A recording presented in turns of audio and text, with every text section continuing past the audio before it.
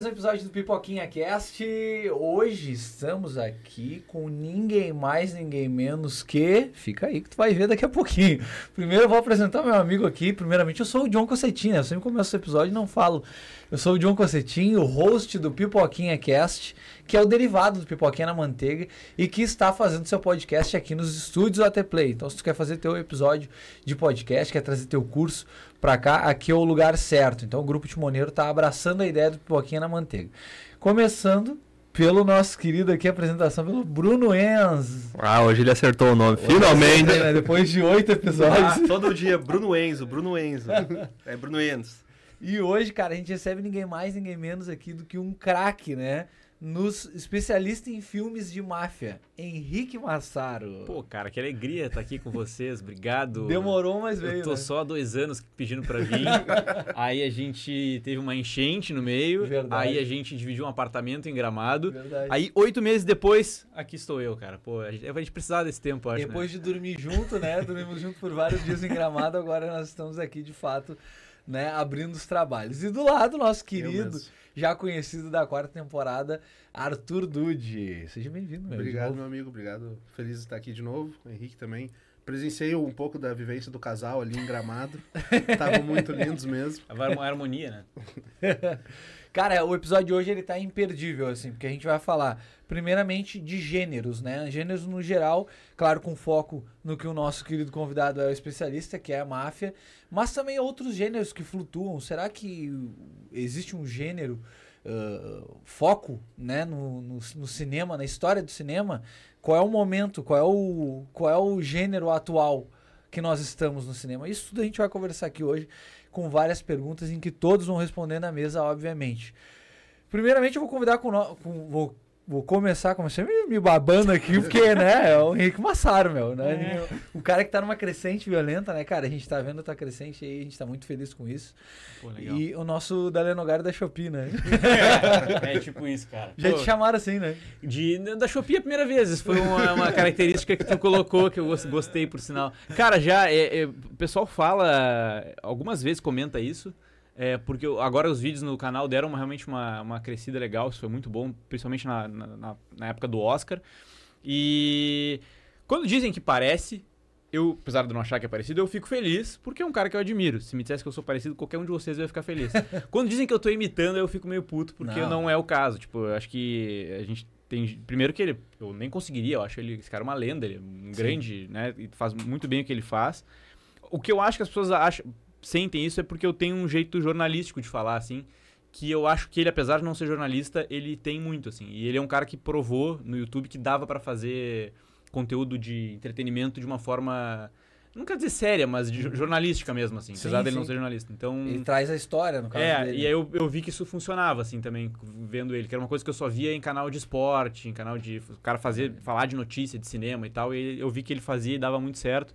Então é uma inspiração, mas não tento imitar ninguém. Pô, tô muito feliz que o Massaro tá aqui hoje e eu junto com esses caras que estão nos acompanhando. Alegria, cara. Nessa 4ª temporada. Quem tá assistindo os episódios aí tá sabendo, vários cortes, já viram vários cortes, né? Dessas lendas também. Então, cara, vamos começar, não vamos se enrolar muito. Eu quero saber o primeiro filme que marcou vocês. Qual foi o primeiro filme que vocês assistiram que marcou Na vida? Na vida. Primeiro, eu começo? Pode ser começar. tu. Primeiro filme, a gente falou que eu sou especialista em filme de máfia, mas o primeiro filme que me marcou mesmo não é de máfia. Até porque eu, com, sei lá, 4 anos e ver um filme de máfia talvez não seja muito adequado. Foi Esqueceram de Mim. Esqueceram de Mim é o filme que marcou a minha infância. Eu tenho memórias muito, assim, remotas da primeira vez que eu vi, mas eu lembro que meus pais estavam assistindo na sala, eu fiquei vidrado, assim, e assisti o 1 e o 2 repetidas vezes ao longo de muitos e muitos anos. Vejo ainda até hoje e tal, e é o filme que mais me marcou, assim. Eu queria muito ser o Kevin quando era criança. No Natal eu tentei ir de touca e cachecol pra escola, em dezembro no Brasil, né, apropriado, mas porque o Natal lá era frio. Só vou aparecer mesmo. Então, esse realmente foi o primeiro filme que me marcou na vida, assim, com certeza. Que demais. Coitado, os pais dele deviam chegar em casa cheio de armadilha aqui. Ô mãe, cara, você não quer? Cara, um dos primeiros filmes que eu tenho mais lembrança, assim, de cinema é O Náufrago. Porque minha mãe e meu irmão é mais velho que eu, eles queriam ir no cinema e eu tava junto, aí eu tive que meio que ir junto, assim. E aí eu fui ver o filme e era filme pra adulto, né? Pra pessoa. E aí, chegando lá, eu lembro de ficar marcado, assim, de ver o filme. Até quando dá o acidente, eu chorei no cinema. Meu irmão me fala até hoje. E foi um dos primeiros filmes, assim, que eu tenho memória, assim, de ter visto no cinema e que me marcou, assim, de fato, como um filme mesmo. Tem filmes que a gente assiste quando criança que nos traz um trauma, que fica aquilo ali, né? Como é o primeiro filme, a gente é muito pequeno, não tem entendimento ainda, né? Sim. Por sinal, o Náufrago é um baita filme subestimado, cara. As pessoas não dão o valor que ele merece. Tom Hanks no auge da atuação. Eu acho um baita filme. Antigamente se falava muito dele, hoje em dia ficou bem esquecido. Uhum. Mas todo mundo, quando vê uma bola Wilson... Sim. Já lembra, né? Já lembra. E tu, Bruno? Cara, o meu primeiro filme que me marcou, assim, que eu lembro, que eu fui no cinema assistir Harry Potter e a Pedra Filosofal. Cara, eu lembro como se fosse ontem, assim. O cinema era em Novo Hamburgo. Naquela época, tipo, o cinema não era, tipo, de cima pra baixo, assim. Daí sentou gente mais alta na minha frente, eu não conseguia ver. Eu sentei no corredor e fiquei assistindo no corredor, tá ligado? Pra tu ver que são épocas diferentes. Pô, sentar no corredor hoje nem dá, né? Não, Nem dá, os lugares são marcados. Antigamente não era marcado, tem isso, né? Mas, essa é uma mudança do cinema, assim como os gêneros. Os gêneros vão flutuando bastante, né? Sim. Quero saber de vocês qual é o gênero favorito de vocês hoje em dia. Tá, mas o filme que te marcou primeiro? O filme que me marcou são vários, mas o primordial é um dos meus favoritos, é o Rei Leão. Rei Leão. A minha primeira lembrança de filme é o Rei Leão, assim. E por eu acho que talvez ser aquele filme, sabe, o filme que a criança bota um atrás do outro, o Dude é pai, sabe? Que a criança fica olhando, acaba, bota de novo. O meu era Rei Leão. Marcou demais. Me marcou muito. É um dos, também é da minha infância, assim, um dos mais marcantes. Rei Leão é demais. Até hoje, se eu vejo, eu acho muito bom. É demais, né? É lindo, né? É. Os filmes da Disney, né? Das antigas, né? Agora a live action tá foda. não dá pra segurar muito rojão por eles. Meu, gênero cinematográfico favorito pra ti? Cara, é o gangster, né? Filmes de máfia realmente é o meu gênero preferido. Mas gosto bastante de western também, curto muito. Filme noir, acho massa. Mas os filmes de máfia são os que eu mais curto desde sempre. Que existem hoje, a gente vai falar sobre isso, com uma certa escassez, né? Sim. Então a gente vai chegar lá daqui a pouquinho. Vamos falar. Dude. Cara, aquele papo, né? Gosto um pouco de todos os gêneros, mas eu acho que ficção científica talvez seja o que mais me atrai, assim. Desde sempre gostei muito, gosto muito de como pega uma história ali fantástica, né? Com uma ficção, com algo fantasioso e também traz alguma questão da realidade, enfim, tem vários temas que sempre são debatidos. E fora os efeitos, né? Que sempre são muito bons. Lindos. Cara, como eu já falei várias vezes em outros podcasts aqui, eu sou apaixonado pela comédia. Mas eu sou que nem o Dude falou, eu gosto de tudo desde que seja de uma qualidade boa, sabe? Ou que seja tão ruim que eu possa gostar de rir de tão ruim que é. Que a gente vai, né? A gente vai no cinema muitas vezes agora, filme do Jason Statham, eu fui essa semana, eu me diverti pra caramba. É ruim pra caramba, mas eu me diverti. Porque tu vai com os amigos, né? Essa experiência coletiva de estar junto, de um cutucar o outro e dizer, pô, olha o que tá acontecendo, olha o que os caras me fizeram. Olha só que ridículo. Tinha uma lua no filme de 50 metros, tá ligado? Eu perdi essa... Tô te falando, não tem cena melhor que o Jason Statham segurando o mega tubarão com o pé, cara. Essa é a melhor cena que existe. Mas tu viu esse filme do Jason Statham, me diz uma coisa. Ele era um assassino aposentado? Ele tinha todos aqueles check que a gente falou nos episódios anteriores. Do Liam Neeson também. Ele só troca a profissão, né? Aqui ele era um operário. Agora ele é um operário. Isso, tá. E ele é um operário que recebia a marmita do chefe, do nada. Todo mundo dava marmita pra ele, não explicaram por quê. Sabe? Ele tava ali na obra e alguém dava uma marmita. Depois veio outra pessoa, deu outra marmita. Outra deu. No final do filme agora vai acabar com ele recebendo comida como agradecimento de tudo que ele fez. Porque ele matou 500 caras e não sofreu um arranhão, né? Ninguém deu uma marmita pro cara. Eu fiquei esperando muito, coitado, o cara vai passar fome. Cara, o meu gênero cinematográfico favorito é o drama. Eu sou um cara muito da comédia, sempre vi muita comédia, mas acho que o drama é o que mais me tira da minha realidade, assim, porque eu sempre sou um cara que vou ao avesso. Eu sou um cara muito, pra cima, eu tô sempre brincando. Então acho que o drama é aquele bagulho que o cara não sente, é o que tu pega do cinema, em que tu talvez não é a tua maior convivência, então aquilo ali me toca de uma maneira diferente. Aí a gente tá falando, até é legal falar isso, porque a gente tá falando de conceitos de gênero diferente até, às vezes, né? Porque o filme de máfia, ele pode ser um filme de drama também. Ele pode ser um filme de comédia, como, sei lá, Máfia no Divã, por exemplo.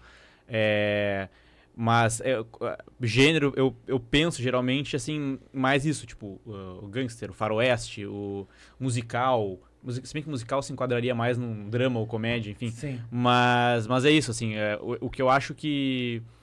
Tu falou de escassez. Talvez o que tá escasso é esse filme nichado dentro de um gênero, como faroeste, como gangster, como... Único, né?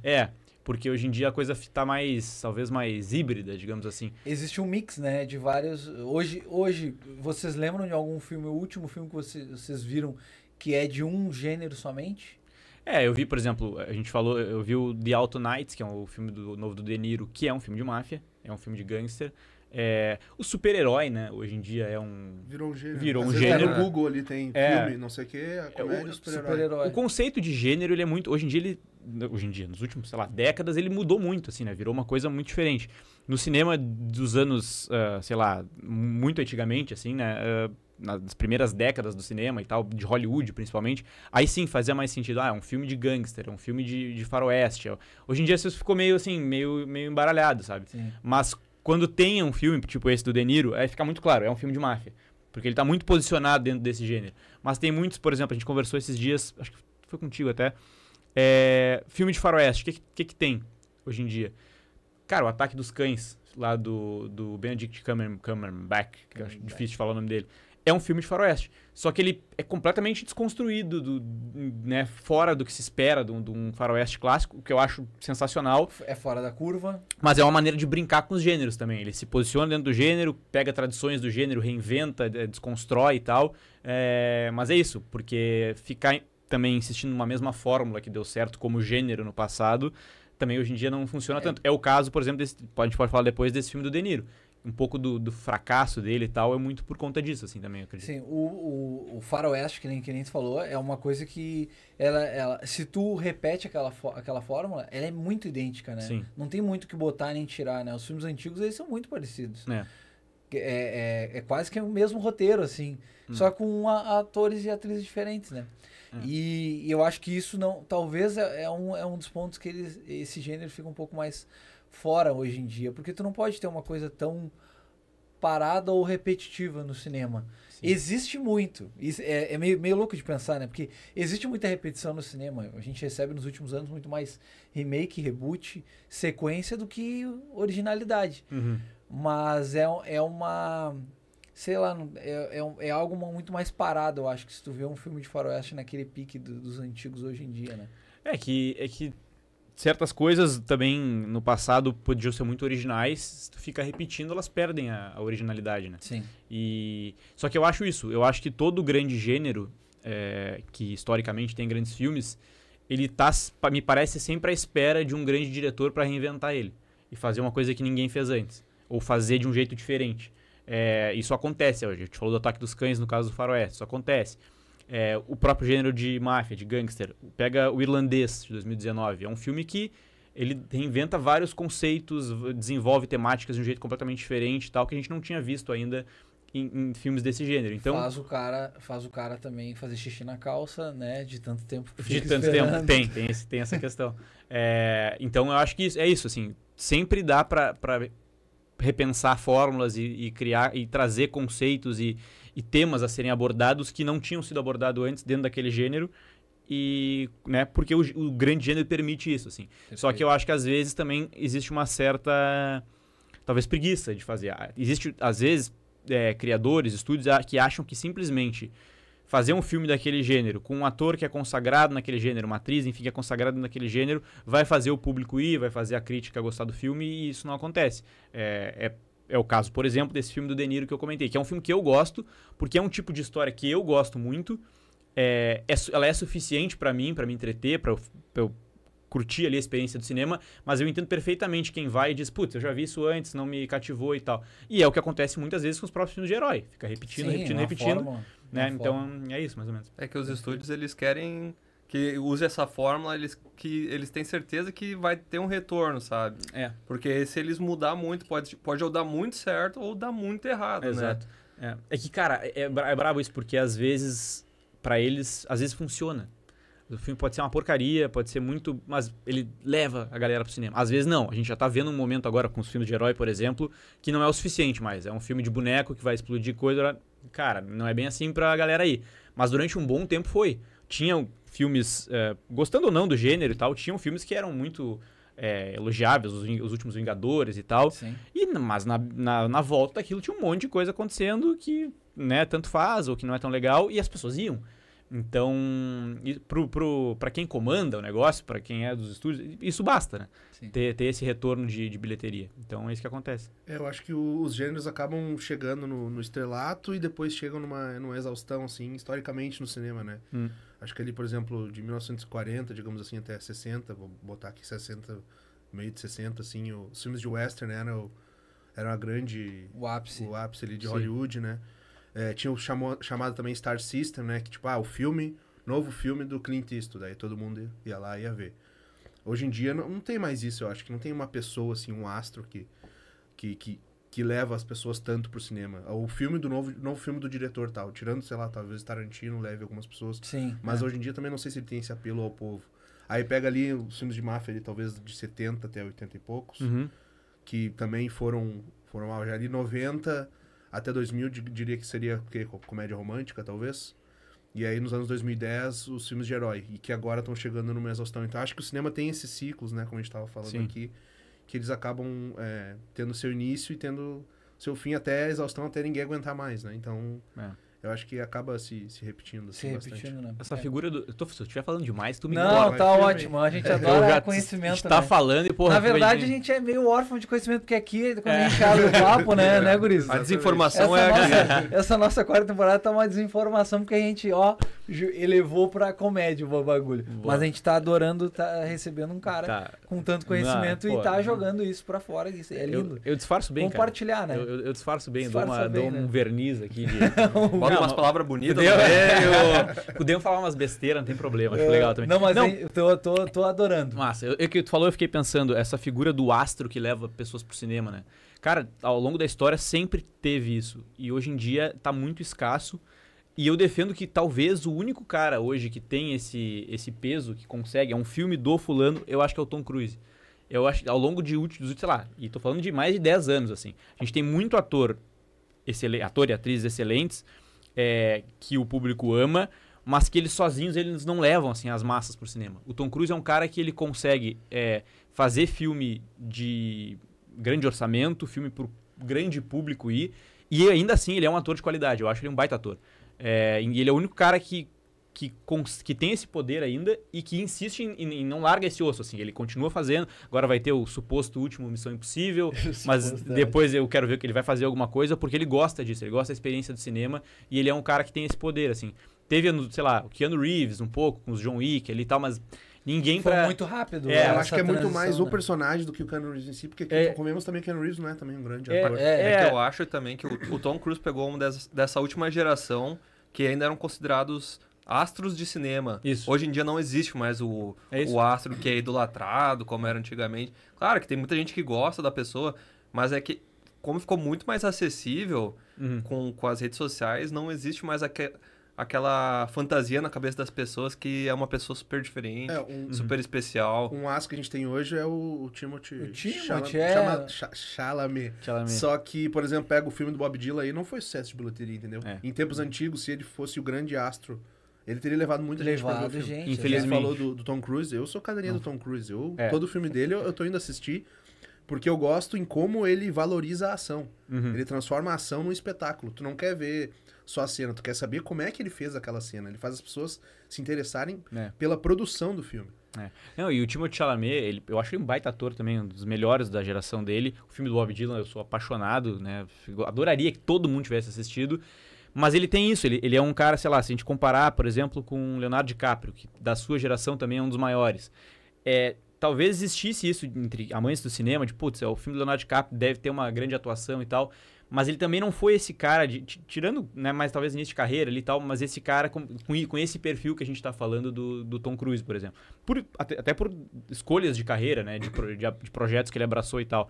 E o Timothée Chalamet eu enxergo muito isso, assim, um baita ator, atuações incríveis, vai ser tocado pelas performances dele, mas ele não tem esse poder. Pra mim, levar, né? Tom Cruise é o único cara que tem isso hoje em dia, assim. Não, e o Tom Cruise, ele também faz algo. Ele é talvez o único ator diferentaço que nós temos, sem ser a parte da estrela. Sim. Mas eu digo também por essas coisas dele querer, tipo, subir no avião, né? Sim. Querer se jogar com a moto do troço. Então é tu querer marcar o cinema de uma maneira de atuação diferente. Ele quer ser marcado na história do cinema. Ele tá fazendo com êxito. Talvez no mesmo nível do Tom Cruise seja o Brad Pitt, que é uma geração um pouquinho depois, talvez, ou quase da mesma. Mas que hoje eu acho que não leva Não a tem gente essa, assim, sabe? Eu concordo contigo que Leonardo DiCaprio e Brad Pitt também são perto do Tom Cruise nesse sentido. No sentido de astro mesmo. Mas eu acho que só eles não levam assim, sabe? Tem um novo filme do Leonardo DiCaprio. Eu não sei se... Tanto que o último do Leonardo DiCaprio foi o... Assassino da Luz das Flores. Assassino Adoro da... esse filme. Eu também adoro. Mas daí é filme de 4 horas, né? É difícil também. E eu cada vez menos eu ouço alguém dizer assim, é um filme do fulano, tem que ser bom. E que é uma coisa que tu sempre ouviu, assim, e não necessariamente era verdade, porque às vezes os filmes não eram bons. Não era. Mas tinha muito esse discurso. Dificilmente se ouve isso hoje. Eu vou ver o filme porque é... Não, as pessoas não estão muito ligadas nisso, mais parece. Eu acho que um diretor que tem esse apelo ainda é o Christopher Nolan. Acho que sim. Que tem a galera que idolatra ele, né? Então, tipo, sempre que tiver um filme dele, vai ter muita gente indo assistir. Mas não sei se a ponto de... só porque é um filme dele, vai lotar, sabe? Ele é um que furou a bolha, assim, porque muita gente, a maioria das pessoas, grande público hoje em dia, não se interessa muito em saber, tipo, quem é o diretor? Filme do diretor e tal. E ele, não, é o filme do Nolan, né? Então talvez ele seja uma estrela no sentido de... É o diretor, não o ator que vai estrelar o filme. Mas muito mais... Diretor do magnífico filme Interestelar, que o nosso querido amigo Dude... Não é que eu não gosto. Amo ou odeio? Não é que eu não gosto, eu só não acho o melhor filme de todos os tempos. Cara, mas esse filme eu gosto, tá? Eu vi no cinema Interestelar, curti bastante. Eu acho que eu reassisti talvez uma vez depois. Mas assim, pra mim é um filme, eu gostei, um baita lançamento daquele ano. Mas ele divide opiniões de uma forma, cara... O que tem de cinéfilo na internet cujo objetivo é ou defender ou destilar ódio sobre Interestelar. Eu acho isso muito marcante, assim. E é uma coisa que, de novo, poucos filmes fazem isso hoje em dia, assim, de que as pessoas ficam discutindo eternamente eles e tal. Tu falou em destilar ódio. Tem algum gênero que vocês evitam assistir? Cara, mas assim, é por uma preguiça e é um preconceito, assim, mas eu tento superá-lo sempre, que é o musical. O musical me dá um ranço, assim... Por exemplo... Qual é a tua maneira, deixa eu só te cortar, qual é a tua maneira de evitar, assim, um pouco e pular por cima dessa barreira? É assistir quando ele tá muito bombado só? Não, tipo um Wicked? Tem duas maneiras, em geral, filmes que eu não tô afim de assistir, pra burlar isso... Eu ou vou no cinema, que daí no cinema eu vejo qualquer coisa. Foca, né? E eu tô ali preso ali, né? Nunca levantei pra sair do filme. E eu pego a maior pipoca, aí vai durar bastante tempo e tal. Cara, ou são filmes, por exemplo, o Oscar. Eu tinha que falar do Oscar, então eu sou obrigado a ver. Aconteceu, por exemplo, isso com Wicked. Eu tava ouvindo as pessoas dizendo que era um filme legal e tal, mas me deu uma preguiça, ele saiu do cinema. E eu disse, eu vou ter que dar um jeito de ver ele em casa.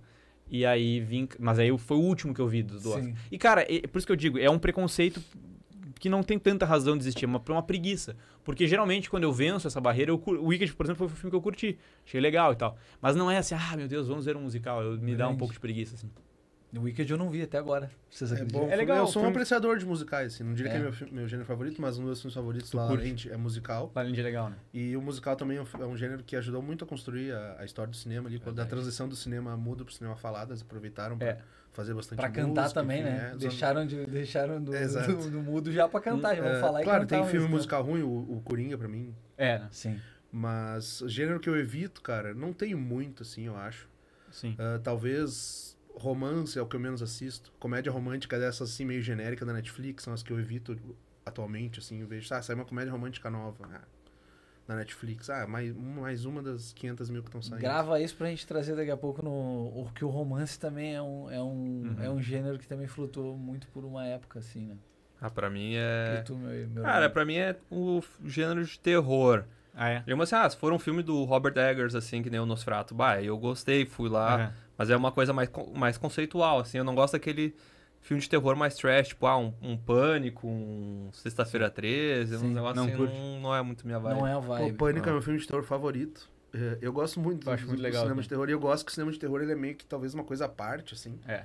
Tipo assim, existe filme de terror, sabe? Então... Ele é bem à parte mesmo, né? Então, tem gente que não assiste nada, tem gente que só assiste terror.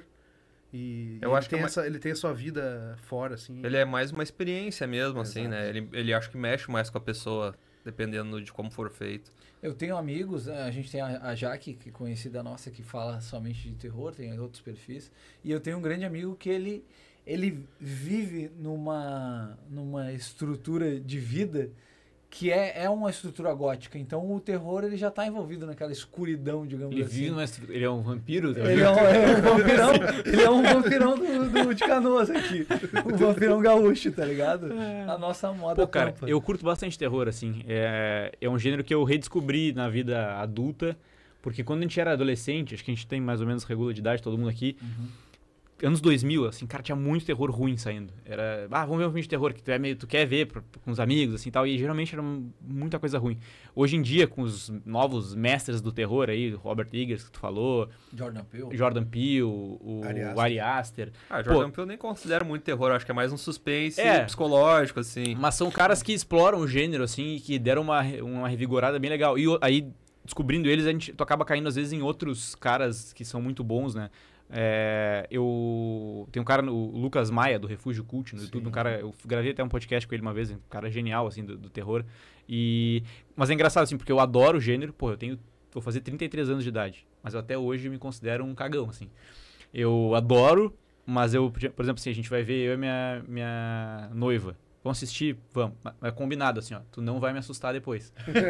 Porque, cara, é certeza que ela vai se esconder em algum lugar da casa, alguma coisa assim. Eu eu dou muito susto, cara. Ela te dá susto? Sim, ela. Terminamos de ver, assim, aí eu vou lá na cozinha buscar uma água, eu volto e ela não tá na sala. Putz. Tu sabe que lá em casa a experiência do terror é assim, ó. Eu não posso assistir o terror quando ela estiver em casa. Não é, tipo, ela não tá assistindo comigo no mesmo ambiente. Se ela tá no quarto, como a gente mora num apartamento pequeno, eu não posso assistir porque às vezes dá um uivo no filme ou dá um grito e ela escuta aquilo, ela já fica com medo. Então não é nem a experiência de ver, é de ouvir também. Então eu só assisto quando ela tá fora da porta. Mas sabe que o meu filho de 6 anos, ele agora não, faz uns anos já, ele gosta muito de monstros e de coisas de terror. Que legal. E foi dele, assim, não pode nada, mas daí eu incentivo, né? Mas, tipo, ele Aí tu gosta mostra, muito né? de ver vídeo de gameplay de terror, assim. Sim. E às vezes, Que loucura. daí eu peguei até pra jogar um jogo que é Outlast, que é tido como um dos mais assustadores de todos os tempos. E aí eu jogando, assim, me caguei jogando. E ele, pai, continua jogando, eu tava gostando. Tu tá maluco, cara? Que loucura. Mas meu irmão é igual, agora ele tá com 15 anos, mas eu vi ele crescendo e desde que ele descobriu o YouTube, cara, amava essas coisas mais sinistras, assim, tipo, sei lá. Mas é que, ele só viu uns negócios de terror e eu ficava, tipo assim, por quê?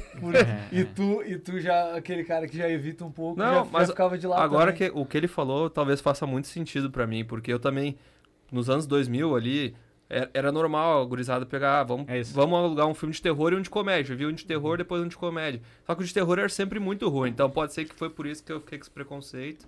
E pode ser que hoje em dia esteja muito mais elaborado do que era antigamente, sabe? Eu vou aproveitar, deixa aqui pra defender Pânico, que é um dos meus favoritos. Espera aí que eu tô com... O Pânico é um dos meus filmes favoritos porque a gente tava falando desse negócio de exaustão dos gêneros. Ali, entre os anos 80 e 90, teve uma saturação, assim, do gênero slasher. Muito. Terror slasher, o assassino que pega e tal. E aí era todos os filmes iguais, e aí tava saindo sequência 95 do Sexta-feira 13. E aí o Pânico foi lá e meio que subverteu essas lógicas, assim. Porque o Pânico é um filme de terror que fala sobre os filmes de terror. Satiriza, né? Exatamente. E mesmo assim tem uma história que funciona, uma história séria que funciona. Então nisso deu uma revigorada no gênero e o que o Wes Craven fez foi dar uma levantada assim, no gênero e trazer novos conceitos, enfim. Então eu gosto muito do filme Mas Pânico. sabe por que eu amo o Pânico? Por mesmo não gostando do Pânico, eu amo o Pânico. Já sei por quê. Porque se não tivesse Pânico, não teria todo mundo em sabia. Pânico. Então eu amo o Pânico. Coisa linda. Guris, existe um filme que fez vocês mudarem de opinião, assim, depois de rever? Vocês lembram de um? Deixei a galera quieta, Agora muda em pegou, segundos. Com certeza tem, mas agora tem que... Boa pergunta. Tem que pensar. Eu acho que Eu não tô tentando lembrar algum título, mas em geral, às vezes filmes que eu vi numa idade que não deveria ter visto, assim, tipo, não tinha capacidade de entender tão bem, de absorver a história, eu acabei assistindo adulto depois, eu mudei. Tem um filme que eu tenho certeza, eu não posso dizer porque eu não revi, tá? Mas eu tenho certeza que eu vou rever, eu vou mudar de ideia, porque eu sei que é um baita filme, mas quando eu assisti com, sei lá, 13 anos, eu achei, muito pesado, que filme horrível, não sei o quê, que é um baita filme, é o Menina de Ouro, do Clint Eastwood, com a Hilary Swank, que eu sei que é um baita filme, só que eu era muito novo, fui ver no cinema, me deprimi com aquilo ali e tal, e eu tenho certeza que eu ainda vou pegar pra rever e eu sei que eu vou gostar. Esse é um exemplo clássico, assim, era novo demais pra ver, ou não também, quando ver era pra mim, assim, que não funcionou na época. Às vezes não funciona somente, Outro filme que gerou uma cena boa no Todo Mundo em Pânico, que é todo mundo quebrando o pescoço tá ligado? O Menino de Ouro. Tem uma paródia no Todo Mundo. Todo mundo fica caindo. Todo mundo começa a quebrar o pescoço de qualquer jeito, assim, com sacola de amendoim. Vocês lembram de algum filme? Cara, um que eu não sei porque que eu vi quando eu era criança, que eu acho que eu fiquei até meio traumatizado, mas depois eu vi quando fui mais velho e hoje em dia é um dos meus filmes favoritos, é Scarface. Boa. Eu achei um filme super longo aí. Um bom exemplo.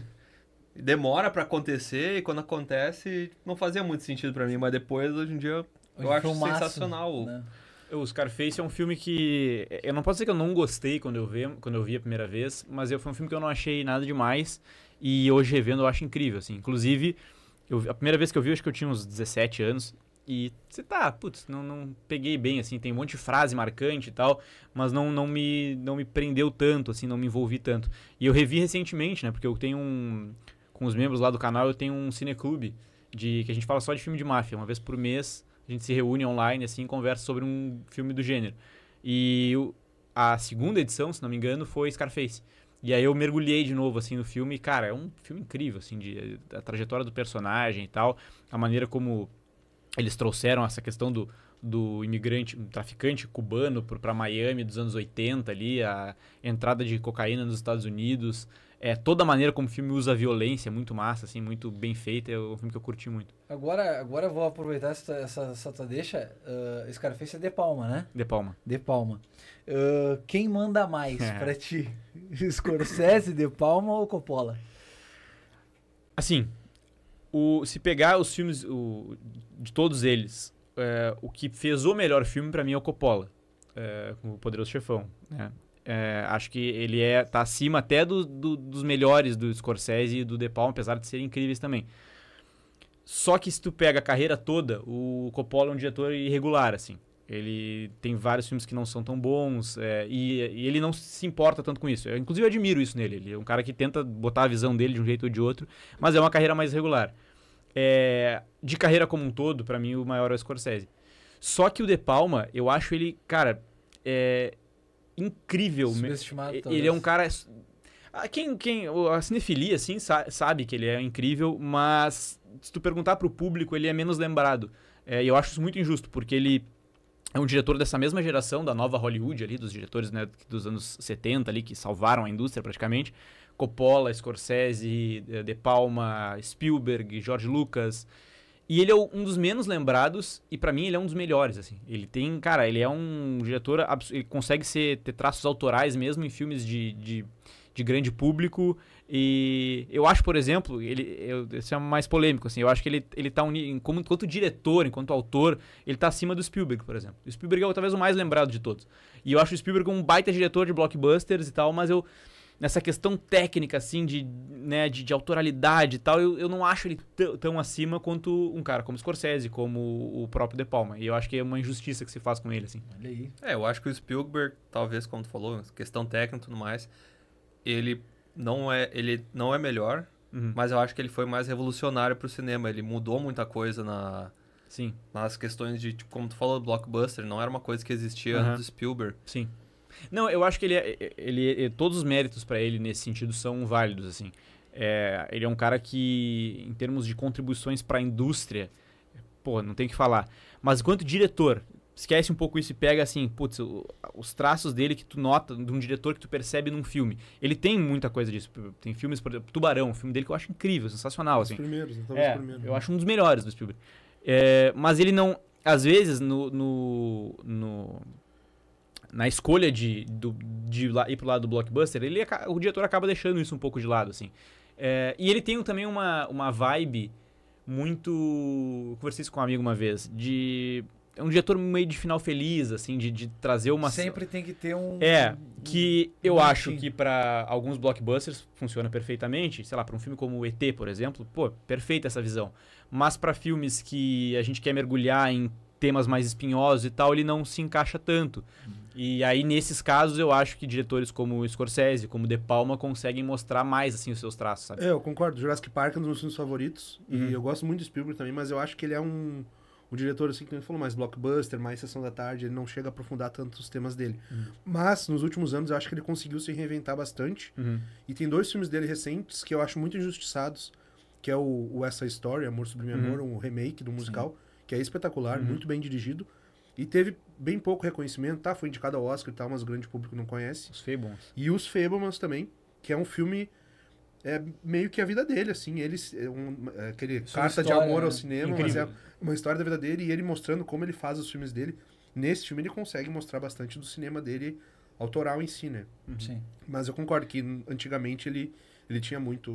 Foi sendo muito... Por exemplo, até O Jogador Número 1, o filme dele também, que eu gosto muito. Mas que Ele tem bem muita um coisa blockbuster, boa, né? assim. Muita coisa Pô, boa. o Spielberg é um diretor que tem isso que a gente falou do Nolan, que hoje não é menos, mas tipo um filme porque hoje tem filme produzido por ele e tal, mas ele é um cara que ao longo da história dele, pô, é um filme novo do Steven Spielberg, que era uma chancela. E só, cara, esse filme, Os Fablemans, eu acho incrível, assim, pra mim foi um dos melhores filmes daquele ano. Sim. E bem injustiçado, assim, a galera, teve gente que viu e não curtiu tanto, muita gente não foi assistir. E eu acho muito massa porque ele é um filme, ele é tipo uma autoficção, assim, né? É baseado na história dele. E ele pensando sobre a história dele, refletindo sobre isso e fazendo, como tu falou, uma carta de amor ao cinema. E vários diretores têm feito isso nos últimos anos, de fazer filmes baseados na sua própria história, né? Sim. Tem a Charlotte Wells, por exemplo, com o After Sun, que é um filme que eu adoro. O Paulo Sorrentino fez com A Mão de Deus lá, o filme que tem a ver com a questão do Maradona. Tem vários filmes que apostam nisso. E vários diretores novos surgindo o Paulo Sorrentino não é novo, mas vários diretores novos surgindo e fazendo isso. Pô, e o Spielberg, um dos caras mais consagrados da história, foi lá e fez isso também.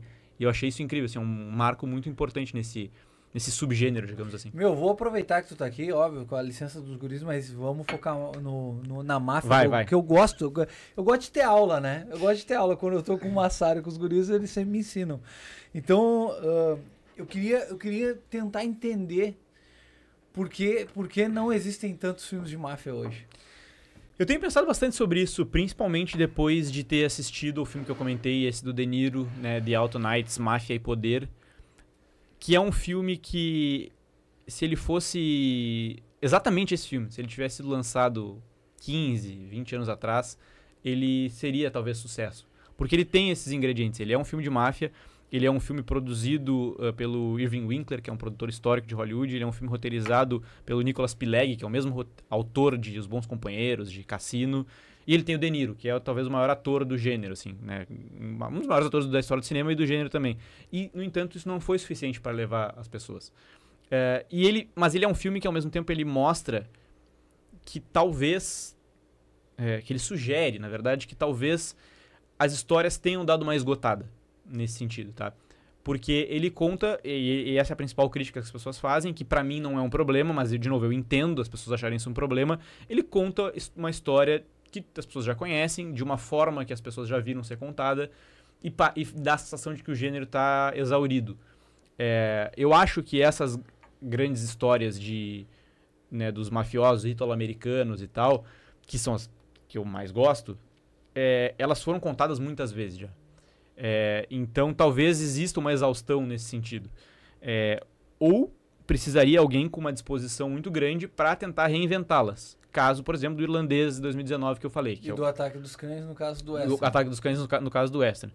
Mas, via de regra, não é um gênero que tem tanto interesse de estúdios para botar dinheiro e de criadores, talvez, também, querendo contar essas histórias. Esse filme, por exemplo... foi lançado pela Warner e não teve assim, um grande investimento em marketing, apesar que o filme não custou tão barato, foi, se não me engano, $40 milhões. Mas é um filme, mas também é um roteiro que estava em Hollywood há muitos anos já para ser feito. Então eu acho que tem isso. Só que eu acho que o gênero ele é maior que isso, né? por exemplo, a gente pode falar de, por exemplo, Peaky Blinders, já que eu tô contigo aqui. É uma série de gangster. E ela deu muito certo. Tem filmes que eles não são necessariamente nichados nessa máfia italo-americana, que eles podem ser considerados filmes de gangster. Não recentes, mas falando Cidade de Deus, é um filme de gangster. Filme de gangster brasileira. Os Infiltrados, do Scorsese, tem até uma questão de máfia ali, mas é um filme de gangster. Então, enquanto gênero amplo, assim, tem muita coisa que ainda sai e que vai sair ainda e talvez vai fazer sucesso. Agora, esse clássico que a gente conhece, assim, de a máfia, sei lá, do Poderoso Chefão, os Bons Companheiros e tal, ele deu uma exaurida, eu acho, infelizmente, porque eu ficaria assistindo esse... Que triste, né? Isso é muito triste. Né? Falando de alguém que vê mais de fora, assim, tipo, eu gosto dos filmes e tal, mas eu sinto que justamente isso, tem uma repetição muito grande. Sempre o cara, o italiano que mora nos Estados Unidos, aí nos anos 40, 50, que tá dominando ali o crime... Poderia ter, de repente, talvez uma revisão e uma história da máfia moderna, como é que funciona hoje. Um filme mais no estilo Sopranos, que tu também gosta bastante. Muito, sim. Que aí o Sopranos também essa revisão do gênero, né? Tipo, pega o cara e o mafioso tá indo na psicóloga. Exatamente. É o mafioso demais, da cidade que, na real, ele também não é tão grande assim. Ele é só um cara ali tentando viver a vida e ganhar seu dinheiro e administrar suas contas. Mas talvez pegar alguma coisa mais do tempo atual, não sei se funcionaria. Sim. Mas acho que precisa exatamente o que você falou, é uma revisão do gênero e contar histórias diferentes. Isso que tu falou, Cidade de Deus, aí pega lá no Brasil, Peaky Blinders, na Inglaterra, se não me engano. Então são visões diferentes. Eu acho que falta um pouco pegar visões diferentes, tempos diferentes, épocas diferentes. Tu falou agora, me abriu um leque gigante, né? Porque no Brasil, se tu for ver, nós temos várias séries de gangster dos últimos anos, né? A gente tem Impuros, a gente tem o Cidade de Deus. Irmandade, aquela série com... Se tu for ver, nós não temos um Cangaço Novo, que também não deixa de ser. Baita né? série. Então, cara, eu acho que tem algo no E até teve um de sucesso agora no Globoplay, acho que é Vale Escrito, que conta a história do Jogo do Bicho. Daria um filme interessantíssimo. Aquilo ali, a gente tava falando isso, o gangster e a máfia. A máfia, quando a gente pensa assim, a máfia é italo-americana e tal, italiana, mas o gênero é amplo. Só que, cara, por exemplo, esse Vale Escrito é uma prova de que aquilo ali é uma produção de gangster e aí é uma prova também de que no Brasil tem muita coisa de máfia. Aquilo ali é máfia do início ao fim, assim. Sim. Clássico. Aliás, baita série. É uma série incrível. Então é isso, tem coisas. É que não tem... A gente não vai ver um Poderoso Chefão sendo lançado a cada 5 anos. Isso não vai acontecer.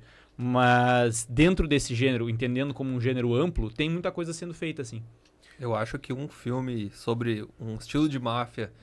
Ou até uma série poderiam fazer, que é algo que tá muito forte hoje, que é a máfia das apostas, cara. Eu acho que isso aí daria uma baita história. Uma baita história, é verdade. Tu pega esses caras, os próprios caras que jogam e também apostam. Tu envolve juiz, jogador... Os jogadores... Mas eu acho que esse filme não vai sair pelo menos por uns 10 anos, porque eles estão patrocinando até Rede Globo. Inclusive, agradecer aqui a Beth...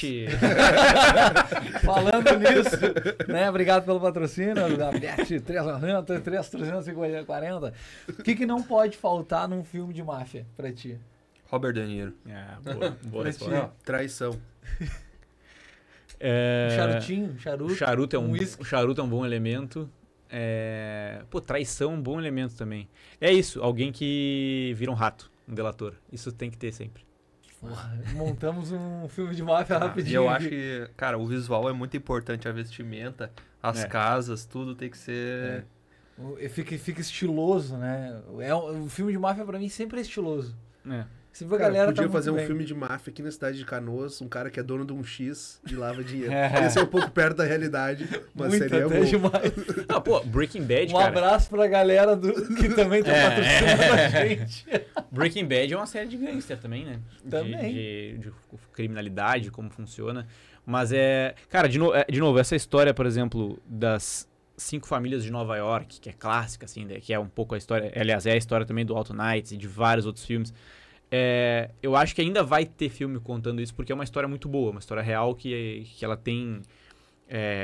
ela se destrincha para coisas que acontecem ainda hoje. Então, e é uma história que eu gosto muito. E eu acho que tem até, inclusive, coisas que poderiam ser contadas desse núcleo, assim, da máfia, desde a época da proibição até, enfim, depois, e como que isso acontece hoje. Dá para contar muita coisa. O que eu fico na dúvida é se existe, de fato, o interesse, sabe? Em contar essas histórias e do público ir ver. Sim. sabe? Então fico com esse receio, assim. Do jeito que tá hoje em dia o cinema, o meu maior medo é que daqui a pouco eles vão anunciar: estamos fazendo um remake de Poderoso Chefão, em vez de fazer algo novo, sabe? Não é Deus, impossível. Deus o livre. Não, isso aí. Poderia tranquilamente fazer algo novo, que nem no futuro nós demos várias ideias aqui hoje, mas os caras eles vão querer ir pra esse lado, né? Esses E eu dias não duvido que não façam. Eu vi ano passado, espero que não tenham levado pra frente, que eles estavam falando em fazer refazer o Scarface com o Timothée Chalamet. Ah, sim.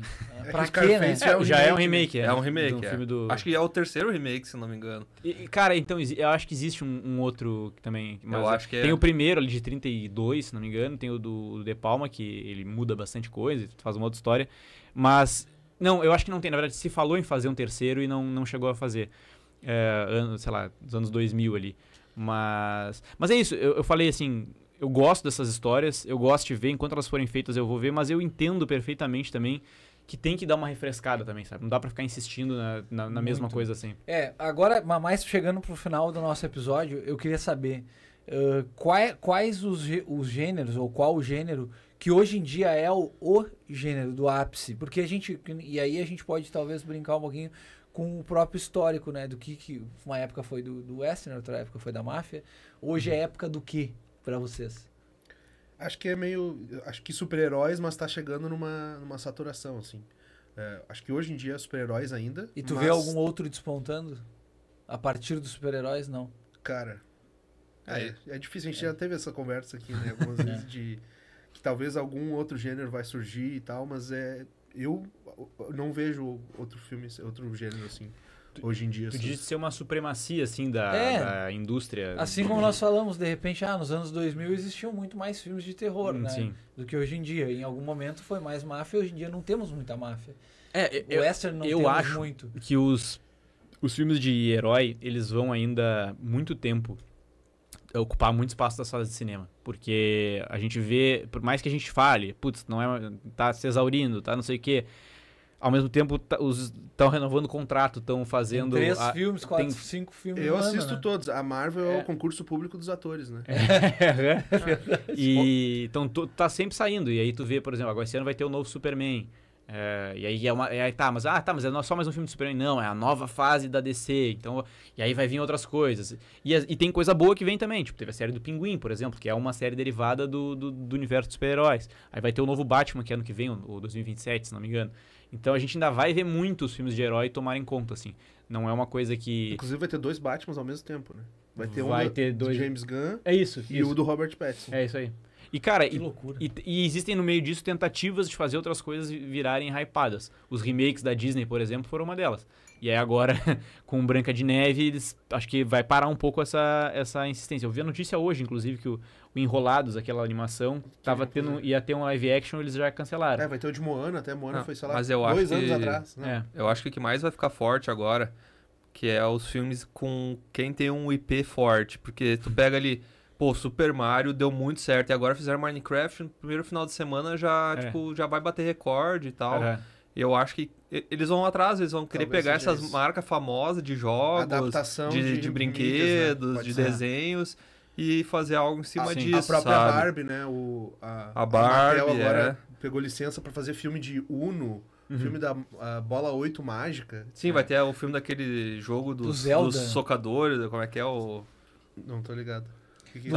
Sabe aquele brinquedo que é 2 boxeadores? Assim, vai ter um filme disso aí. Tá Hot Wheels seria irado. O que eu vejo que tá muito em alta, e não dá pra chamar de gênero, mas é uma coisa que tá em alta e tem coisas boas e ruins, é a questão da nostalgia. Né? É o que eu ia falar. Tanto nostalgia de recriar épocas, como, sei lá, Stranger Things e tal, quanto remakes. E aí eu falei dos remakes live action, que alguns não funcionam, mas muitos funcionam. Tipo, o Mufasa foi campeão de bilheteria. E filmes, por exemplo, Top Gun Maverick. Foi um filme, porra, ali total nostalgia, né? Ele é um baita filme, mas é total nostalgia. Melhor que o primeiro. É muito melhor que o primeiro. Eu também acho melhor. Sim. E funciona. Então, e é uma coisa massa de ver também, né? Então eu acho que a gente vai ver muita aposta nisso ainda, assim, de coisas voltando e tal. E nisso vai vir coisa ruim, vai vir, tipo, mas eu acho que tem coisa bem legal também. Sim. Gurizes, algumas considerações finais pra gente finalizar o episódio. Tu tá feliz? Ficou feliz com a presença da primeira vez um convidado nessa 4ª temporada? Adorei. Acho que a gente podia mudar um pouco o estilo aí. Né? Eu pude falar menos também.